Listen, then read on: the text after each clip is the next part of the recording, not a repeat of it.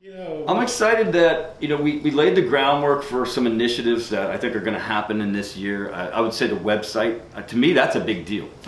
Like renewing, getting a new website that looks fresh, that has nice, clean graphics, that's user friendly. In this day and age, that's a really important thing, and that's something that had been needed to be done for years. And we are going to be debuting that website this Friday. That's really neat, and we're going to be tweaking it all year. Hopefully people from the public will go on it and give us more ideas about how to make it better. But having someone like a Sam Shoge, for example, a guy in his 20s that lives in that media world that even I, as a mid-40 something, I don't even live in it. It's really helpful to have his perspective. Like, hey, we need a Twitter account. We need, Pinterest, all these programs that are really the wave of the future. We haven't had a voice like that on the council in a really long time, because really honestly the mayor and council, the way it's set up, lends itself more to retirees, to be frank, because of the time commitment. So having someone like him step up and have that angle, that gets me excited, because it makes me feel like we're modernizing ourselves for the first time in a while. We're going to be able to promote ourselves for free using all these social mediums that others have been using for a long, long time. We will be applying to become designated as an arts and entertainment district by the state of Maryland. That's really exciting. As part of that, we have agreed as a council and principal to hire an economic development officer that will do nothing but meet with business owners, meet with property owners, help set up new special events for the community, help promote those events, help keep our social media applications current. That's exciting. Things like Mabel Mumford Gateway Park. We've been in the planning stages of that and dealing with delays with permitting and neighbors for about 3 years, and we finally have all the permits and just took bids for that project on Friday. So hopefully that gets built out this year. As I said, starting improvements on something like the marina, that's this year. Seeing a new Redner's this year. Seeing the new Acme this year. That gets me fired up when I see results on the ground that are tangible, that other people see as well. That gets me really. Moving the police station, that's something that's been kicked down the road for as long as I can remember. And honestly, my first month, Chief Baker invited me for a tour of that facility, and it was an absolute eye-opener. I mean, guys were literally working on top of each other with stacks of files up to the ceiling. And when you walked in the front door, there was a little wooden bench with a pair of handcuffs on the wall. That was their holding cell. So we really, we got the recommendation from the task force, and within 6 months, basically bought the building, one of the 3 that they had recommended, which I think will serve the force well for the next several decades. And we got it at a great. One of the big things that I wanted to see when I ran for mayor, and that a lot of people in the community I think want to see, is just more recreational opportunities for kids. And I know Billy Arrowwood was a big fan of that, proponent of that through the Recreation Commission, and he had an idea to build a baseball field at the middle school, and he had some difficulties on the county level.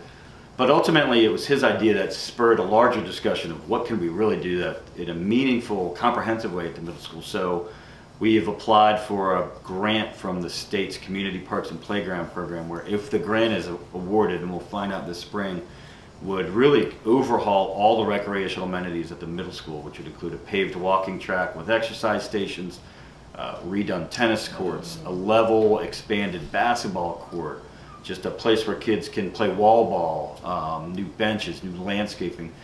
And to me, when you go to that middle school and see the state of the recreational amenities on the campus, that's the only middle school now for every kid in the county. And when the kids see the state that it's in now, to me it sends a bad message to them. We're not investing in you.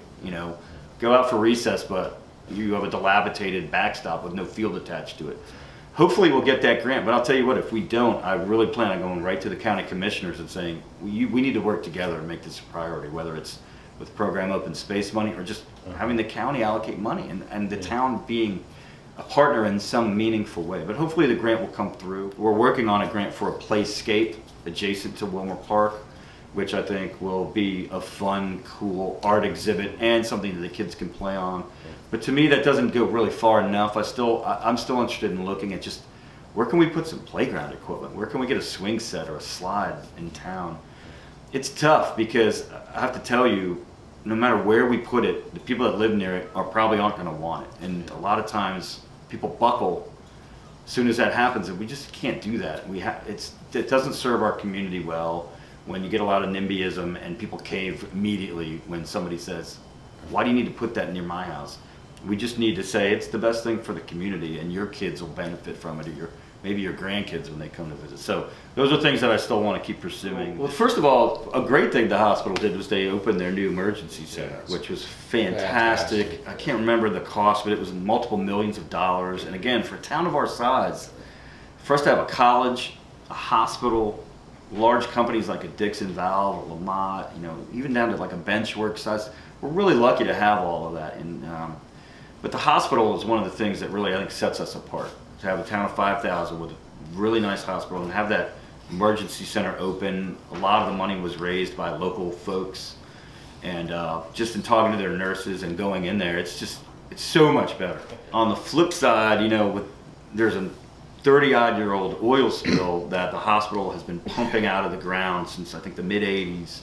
And they're at a point now, at least according to their officials, where the pumps are no longer really extracting almost any free liquid oil out of the ground. So what that means is most of whatever is left is bound to the soil. So what they would love to do is close out the cleanup, and the way they propose to do that is to inject this thing called a surfactant into the spill. It's basically like dish detergent, and in theory, it frees the oil from the soil, and then you can pump it out and get whatever's left out of the ground. So they did a pilot test this past summer, and they just now are getting the results back. Have they shared those with you? They have, and it's way above I basically take those and give them to Bob Sipes and say, okay, Bob, give me the dumbed down 5-minute version of this, because it's about this thick and it's all data charts and things.